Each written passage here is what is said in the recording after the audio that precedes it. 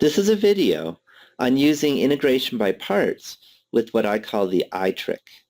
The question is to integrate e to the x times the cosine of x dx.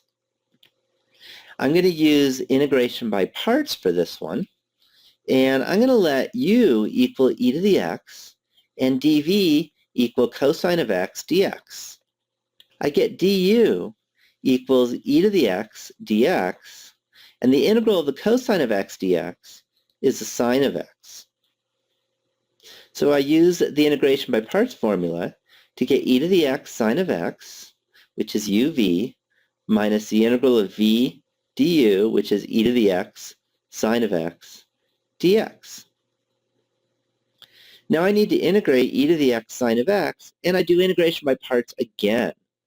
So I have u is e to the x, dv is sine of x dx, du is e to the x dx, and v is negative the cosine of x.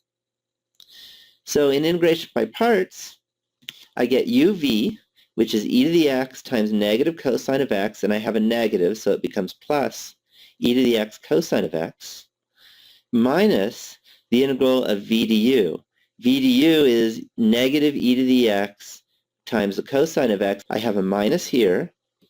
I have a minus from here, and then I'm subtracting from here. That's three minuses, so I keep one minus sign. And I have e to the x cosine of x dx. Now that looks like trouble because that's what we started with. And this is where the I trick comes in. What I do is I let I equal the question, which was the integral of e to the x cosine of x dx. And with that substitution, I get that I, which is our question, is equal to e to the x sine of x plus e to the x cosine of x minus I. Now it's an algebraic equation in our question I. We could add I to both sides.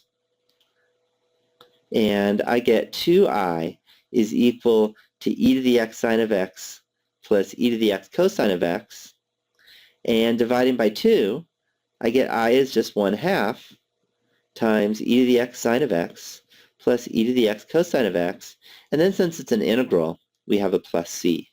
So finally, remember what I was, integral of e to the x cosine of x dx, and that's equal to 1/2 times e to the x sine of x plus e to the x cosine of x plus c, and I'm done with the problem.